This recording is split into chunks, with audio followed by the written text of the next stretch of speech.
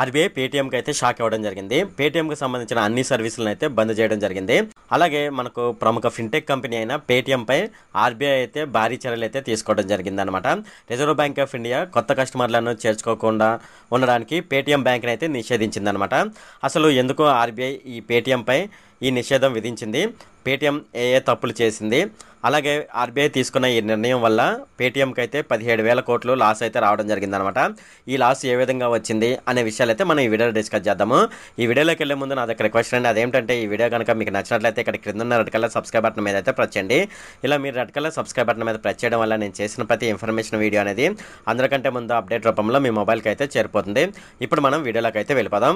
ప్రముఖ fintech company అయిన Paytm పైన అయితే ఆర్బీఐ భారీ చర్యలు అయితే తీసుకోవడం జరిగిందనమాట. రిజర్వ్ బ్యాంక్ ఆఫ్ ఇండియా కొత్త కస్టమర్లను చేర్చుకోకుండా పేటీఎం బ్యాంకుని అయితే పూర్తిగా నిషేధించడం జరిగిందనమాట. ఈ నిర్ణయం తక్షణం అయితే అమల్లోకి రావడం జరిగింది. బ్యాంకు అనేక నిబంధనలు ఉల్లంఘిస్తుందని సెంట్రల్ బ్యాంకు బుధవారం అయితే తెలిపిందనమాట. అయితే ఆడిట్ నివేదికలో ఈ విషయమై ఇది వెల్లడించడం జరిగింది. ఈ నిషేధం తర్వాత వినియోగదారుడు తమ ఖాతాలో డబ్బును డిపాజిట్ చేయలేరు. అలాగే వ్యాలెట్, ఫాస్టాగ్, ఎన్సీఎంసీ కార్డులు కూడా టాప్అప్ చేసుకోవడానికి వీలు పడదనమాట. ఈ విషయం అయితే ఆర్బీఐ చెప్పింది. అంతేకాకుండా డబ్బును విత్డ్రా చేసుకోవడానికి కస్టమర్లకు అయితే అనుమతి మాత్రం ఇవ్వడం జరిగిందనమాట. అయితే మనం పేటీఎంలో ఉన్న డబ్బులు ఉన్నాయి కదా, ఆ డబ్బులను అయితే మనం విత్డ్రా చేసుకోవచ్చు, లేదంటే పేటీఎం ద్వారా ఏదైనా పేమెంట్ అయినా చేయవచ్చు అనమాట. అయితే దాంట్లో డిపాజిట్ చేయడానికి అయితే పూర్తిగా నిషేధించడం జరిగింది. అంతేకాకుండా పేటీఎంలో ఎవరైనా కొత్త కస్టమర్లు వచ్చి పేటీఎంలో వాడుకోవాలంటే కుదరదనమాట. కొత్త కస్టమర్లు పేటీఎంలోకి రాకుండా ఆర్బీఐ అయితే నిషేధం విధించిందనమాట. పేటీఎం పేమెంట్ బ్యాంకు ఏ కస్టమర్ నుంచి డిపాజిట్లు అయితే తీసుకోకూడదు. అలాగే ఫిబ్రవరి 29 తర్వాత ఏ కస్టమర్ ఖాతాలోనూ ఎలాంటి డిపాజిట్లు అయితే అంగీకరించబడదు. అలాగే డిపాజిట్ చేసుకోవడానికి మనం వ్యాలెట్ ద్వారా, అలాగే ఫాస్టాగ్ ద్వారా, మరి ఏదైనా ప్రీపెయిడ్ సిస్టమ్ ద్వారానైతే డిపాజిట్ చేసుకుంటాం కదా, ఆ విధంగా కూడా ఇది అంగీకరించబడదు అనమాట.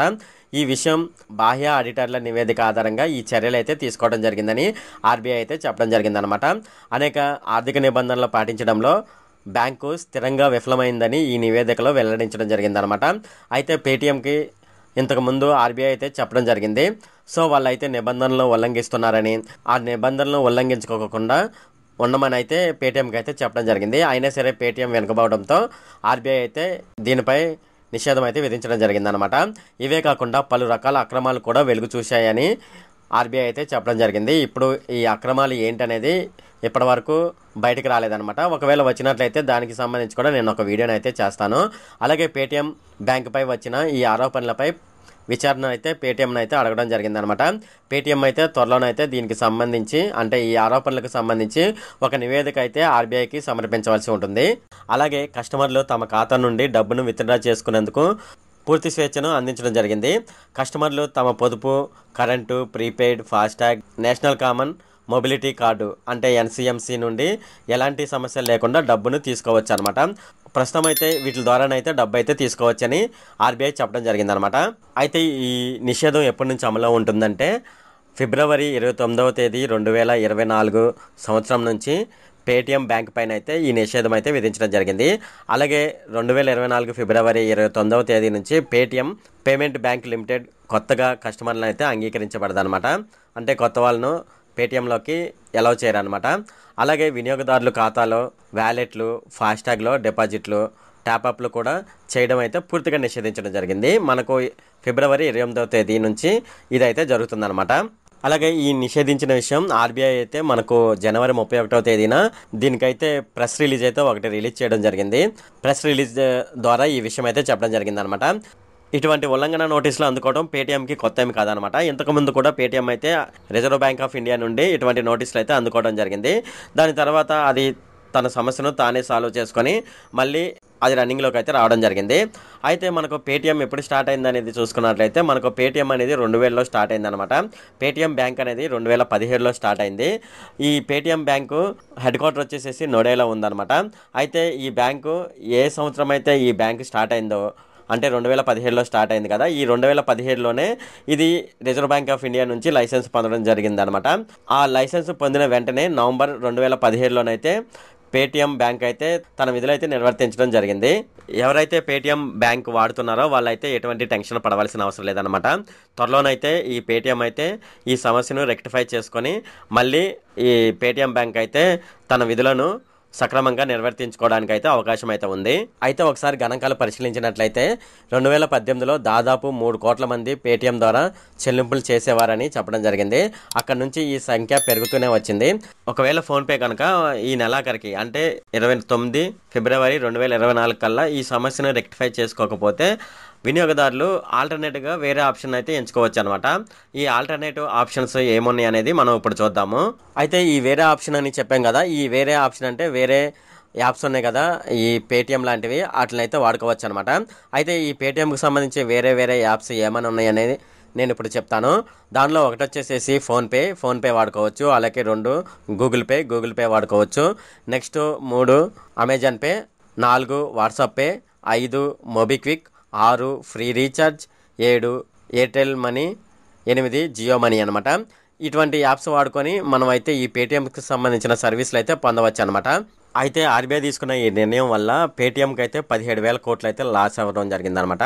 సో ఇది ఎలా లాస్ జరిగిందనేది మనం చూద్దాము. ఆర్బీఐ తీసుకున్న ఈ చర్య అనంతరం పేటీఎం షేర్లు వరుసగా 2 రోజులు అయితే కింద పడిపోయాయి అనమాట. అలాగే కంపెనీ షేర్లలో భారీ భూకంపం వచ్చి కంపెనీ ఇన్వెస్టర్లు 17,000 కోట్ల పైగా లాస్ అవడం జరిగింది. రాబోయే రోజుల్లో పేటీఎం షేర్లు మరింతగా పడిపోయే అవకాశం అయితే ఉంది. అలాగే reserve Bank of India Paytm బ్యాంకును బ్యాన్ చేసింది కదా. గత 2 రోజులుగా స్టాక్ మార్కెట్లలోని పేటీఎం షేర్లు తిరోగమనం అయితే కనిపించిందనమాట. అయితే మరో విధంగా చెప్పాలంటే స్టాక్ మార్కెట్లు వృద్ధి అయితే కనిపిస్తుంది, కానీ పేటీఎం షేర్లలోనైతే పడిపోవడం జరిగిందనమాట. పేటీఎం షేర్లు ఏ విధంగా పతనమయ్యాయి అని చూసుకున్నట్లయితే శుక్రవారం కంపెనీ షేర్లు 20% పడిపోయాయి అనమాట.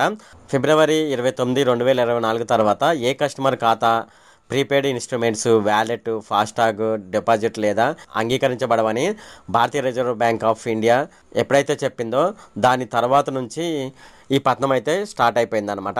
అయితే దీని తర్వాత షేర్లు పతనమవుతూ వస్తున్నాయి. బీఎస్ఈ షేర్లు చూసుకున్నట్లయితే 20% క్షీణించి 487.05కి అయితే చేరింది. అలాగే ఎన్ఎస్సి 20% తగ్గి 487.20కి అయితే చేరిందనమాట.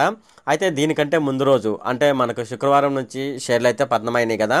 గురువారం చూసుకున్నట్లయితే కంపెనీ షేర్లు 608.80 వద్ద ముగిశాయి అనమాట.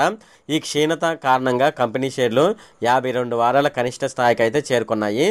అంటే 1 సంవత్సరం క్రితం కంపెనీ షేర్లు ఎంత అయితే ఉన్నాయో ప్రజెంట్ కంపెనీ షేర్లు కూడా అంతే ఉన్నాయని చెప్పడం జరిగిందనమాట. ఇకపోతే మనం కంపెనీ వాల్యుయేషన్ గురించి మాట్లాడుకున్నట్లయితే 2 రోజుల్లో భారీగానైతే నష్టం వాటిల్లింది. కంపెనీ మార్కెట్ క్యాప్ వచ్చేసేసి 17,378.41 కోట్లయితే తగ్గి 30,931.59 కోట్లకైతే చేరింది. పేటీఎంని నిర్వహిస్తున్న 197 communication limited Paytm payment services nodal ఖాతాలను ఫిబ్రవరి 29 లోపు వీలైనంత త్వరగా మూసివేయాలని అయితే ఆర్బీఐ ఆర్డర్ ఇవ్వడం జరిగిందనమాట. అయితే 197 కమ్యూనికేషన్ పేటీఎం బ్యాంక్ లిమిటెడ్లో 49 వాటాను అయితే కలిగి ఉందన్నమాట. పేటీఎం పేమెంట్ ఖాతాలకు సంబంధించి ఆర్బీఐ తీసుకున్న నిర్ణయం అన్నమాట. అలాగే మనకు ఈ కంపెనీ షేర్లు అనేది ఏ విధంగా పడిపోయినాయి అనే విషయాలు కూడా మనం ఈ వీడియోలో డిస్కస్ చేసామన్నమాట. ఇది ఫ్రెండ్ ఈ వీడియో కనుక మీకు నచ్చినట్లయితే ఇక్కడ కింద ఉన్న రెడ్ కలర్ సబ్స్క్రైబ్ బటన్ మీద అయితే ప్రెస్ చేయండి. అలాగే ఈ వీడియోని మీ ఫ్రెండ్స్ అండ్ ఫ్యామిలీ మెంబర్స్కి అయితే షేర్ చేయండి. అలాగే ఈ వీడియో సంబంధించి ఏమైనా కామెంట్లు ఉన్నాయి అనుకోండి, నాకు తప్పనిసరిగా కింద ఉన్న కామెంట్ సెక్షన్లో అయితే తెలియజేయండి. ఈ వీడియో అంతే friend. Okay, thank you friend.